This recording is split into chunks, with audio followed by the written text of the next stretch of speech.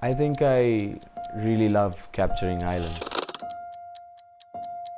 I think I love capturing islands because it's not like the same thing when you're down on the ground, you're seeing what you're seeing right in front of your eyes. But when you see things from above, it's a totally different perspective of things. Being in an island itself, Sri Lanka itself is an island. I think I was more inspired to really understand the types of biodiversities one single area could have.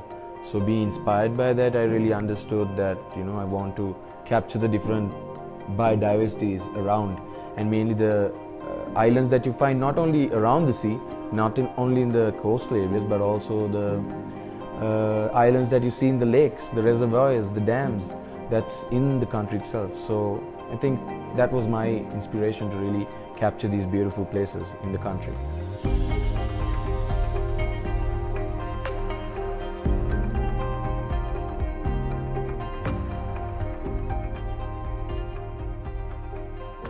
I think my calling for aerial photography is mainly seeing how, as humans, we see things from the ground in one perspective, but when you look at things from above, it's a totally different thing. And the inspiration actually came from how, as I'm a young architect, how I see things in geometries, in different forms and different types, different materials. So seeing all of that, I've been inspired to take photography to the next level of, really see how we connect to things and how we feel something from above, but not other than just, seeing it from the ground. The connection that you see things from above is completely different, and that's what I want to make sure, that's the message I want to pass through to anyone who sees this.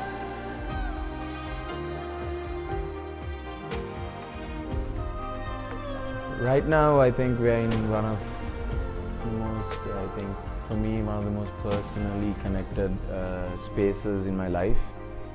And this is mainly because this was designed by my dad, who's also an architect, and I'm almost a budding architect in my final year.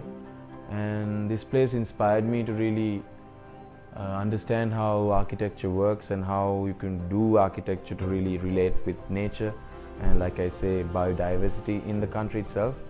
And since my young ages, I've been able to travel with my dad. He's taken me to many parts of the country, and also he's taken me to different countries around the world, and he's always showed me, you need to see places, you need to see how the world works, how everything's been placed in their own sensitive location. He's taught me that. So being inspired by that, I've always taken my life as a journey to really experience places, see places, and then make moments. Every little moment I've taken it to capture, and I've been given a camera since I was a kid, and since then I've always been into the whole artistic form of capturing locations, landscapes, wildlife, and also birds. So that inspired me to really get into what that I'm doing now, which is aerial photography.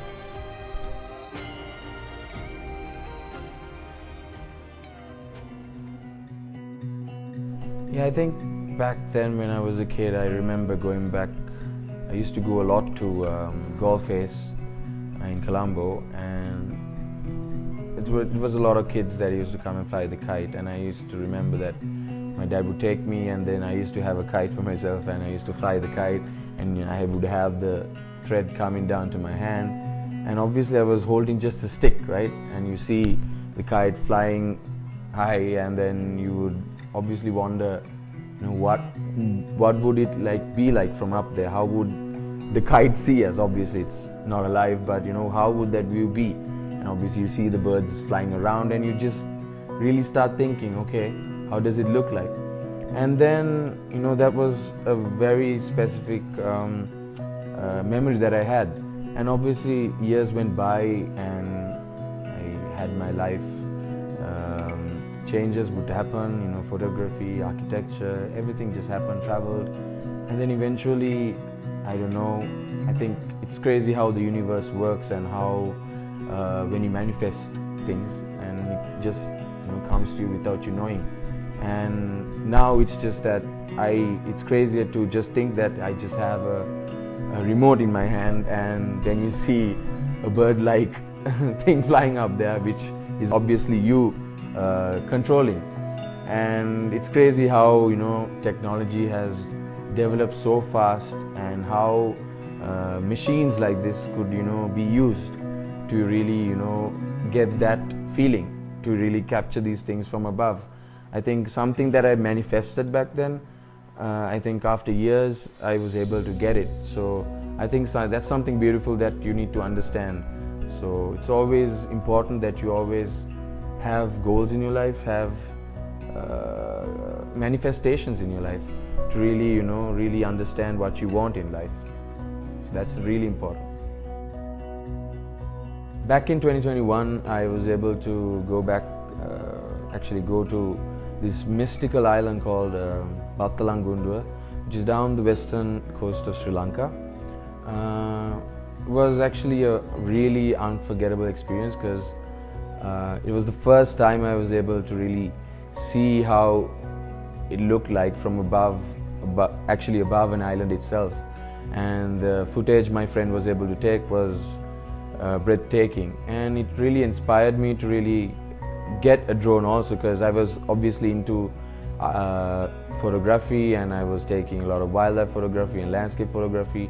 So that obviously inspired me to really, you know, it's time to, you know, revamp it up and, you know, take some stuff from above, because it looked totally different from what you see from below. So and obviously this happened before COVID, and things got tough, times were tough, we weren't able to get around, and we finally, obviously I was able to, you know, plan it out and, you know, go there and really get those particular shots that I saw that day. But I think this time it was much more better than what I saw before. So it's really exciting.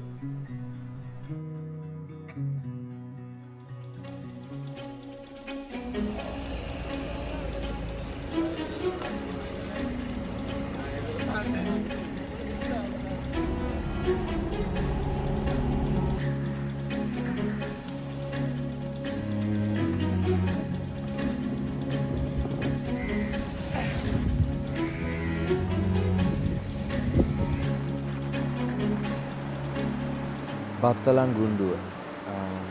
It took some time for us to recap and reorganize and get to the island, obviously.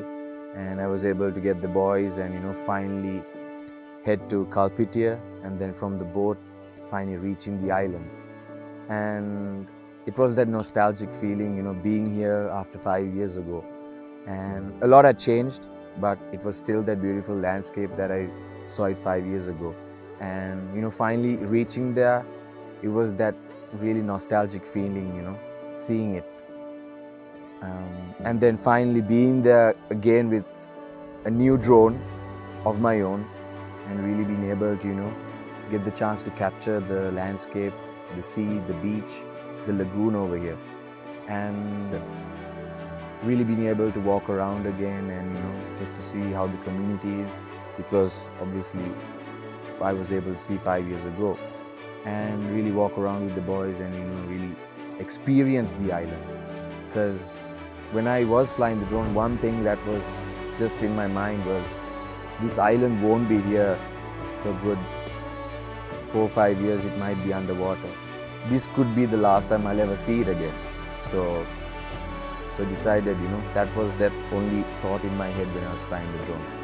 And it was one of those moments that I was really grateful to be here. It was a moment that I always manifested for 5 years, to be honest. So, and it was an amazing feeling to be there, finally to fly the drone there. Our little gem of an island is full of remarkable and breathtaking sceneries. What I want to do is to show the world why we are called the Pearl of the Indian Ocean. And how do I do it? And why do I do it? It's right here. It's in my hands. So why shouldn't I? We all can. It's all in our hands. It's all in our hands. ends this life of time that's given to us all. It gathers round each night, each morn. We watch it pass and grow. It is all in our hands, it is all in our hands.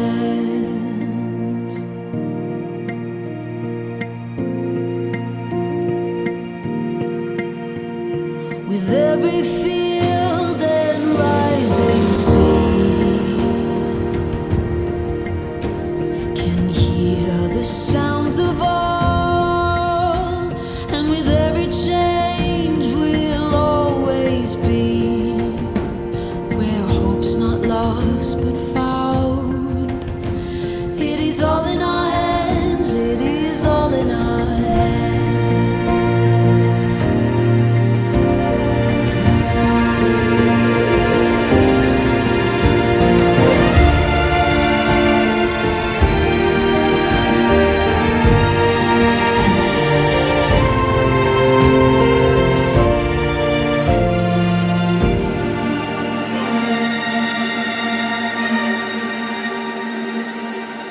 It is all in our hands, it is all in our